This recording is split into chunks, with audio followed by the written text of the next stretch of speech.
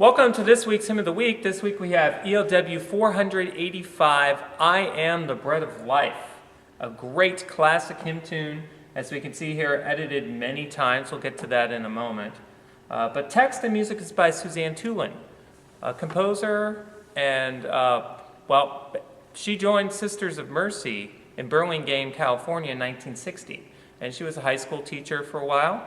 So as she was teaching high school, she took a break, sat down and wrote I Am the Bread of Life, as we see here the words and text and tune and music. Next to her room during that break was the infirmary of the school, where the students would come to relax from the stresses of the test and exams. Apparently, when she was writing this and probably playing it, one of the students heard her. And what's interesting here is not so much that the students heard her, but what she did with her music. Because so many composers do this. If you are a composer, you can relate. I've done this before too. The very exciting throw, crumbling up the music and throwing it into the trash can because we just thought the material was absolutely horrific. I'm sure many composers could relate, all the way back to Ludwig van Beethoven and maybe even earlier. But that's what she did. She wrote this and she threw it in the trash can. It's like, this is not good material. But after she walked out, quoting her words here, a little blonde freshman came up and mentioned this to her. She said that she really thought that the piece she had was beautiful, what she was doing. So she went back in, Suzanne went back into that room, and she picked it up out of the trash can, and she taped it back together. And this is why we have I Am the Bread of Life today. That might be the true power of this song, not just that it's the words of Jesus, of course that brings power, but also the idea of this piecing back together, something that was broken and being made whole, for example, as we see here, by the bread of life and Jesus raising us up on the last day. That promise in John 6. So that brings us to the text. The text, of course, verses 1 to 4 are all the words of Jesus from John 6, various verses. I wrote them down. 35, 44, 51, and 53. And of course, this is the history of Paul Gerhardt coming into play, or some of the hymns like How Firm a Foundation, where we are setting the words of Jesus now and actually singing them, which I think is wonderful. Now, this is where it can get tricky, because verses 1 to 4 are the words of Jesus, but verse 5 is a personal faith statement, which is why the text has been changed so many times. You can see 66, 70, 86, 1993. Some put, yes, Lord, we believe. Some will put, and I raise them up, or I raise you up. So slight changes. Thankfully, Suzanne has been willing to accept those changes, so this hymn can be sung in so many churches throughout the world. But this fifth verse is a statement of faith. And what's great about this is the first 4 verses, just to repeat, are the words of Jesus from those verses that I mentioned in John 6. And then verse 5 becomes a statement of faith that I believe that you are the Christ, the Son of God, who have come into the world, which is an interesting little textual thing. But either way, the point is, it gives us a moment to really be public about our faith in music. And yes, we do that in hymns, but this is different because we're being inspired by the words of Jesus. Jesus living inside of us today. We're singing those words, and then we're reaffirming, yes, Lord, we believe, or yes, Lord, I believe in this text. So that's important. And it brings a power to this hymn that some other hymns explore in different ways. So let's look at the refrain. Lovely refrain, because what it does is it has this rising effect. So you can see the same pattern. Now it's going to go a little higher. So the nice thing was Suzanne did pick the same rhythm. So we have the same rhythm repeating, or rhythmic motives are coming back. And now the third one. And then it slightly changes just to finish it off and end it on tonic chord. So it's very nice.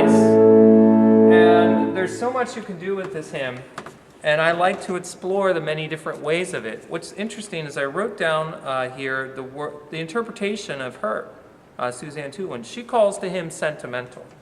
I certainly am not going to disagree with her, but I'm going to say there's so much more, and this is a great example of a hymn that was pieced together from the trash, right, from the trash can, that is just such a clear way to be rooted and to continue to be dedicated to Christ from day to day. Singing those words, it's almost like a devotion right in front of you. You could actually do this if you wanted to for a committee meeting. You could just play these verses because Jesus is speaking in 1-4 and then have everyone sing in verse 5. And yes, I know some of you music directors are thinking, what are you thinking? You're crazy. They can't sing. I would tell you try it because the power of singing and how it draws us closer to God, that unique mystery, is one we're still trying to explore today, all across musicology and across Christianity. So here we go. I'm going to explore lots of different ways for this. I am the bread of life. And I'm just going to make a quick warning here that it will get loud, because I like this to get loud. So if you can't hear me, just consider those voices. I'm still singing. Sing with me. Here we go.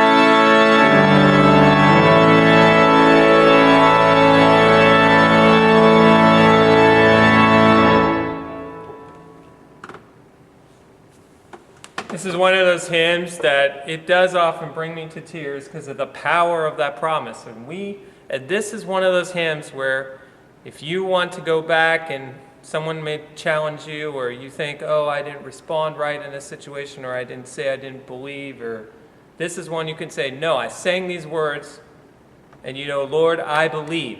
I made a statement that you are the Christ, the Son of God. And I did it in front of others. And what a great opportunity to do that through music. Thank you very much for listening to Hymn of the Week.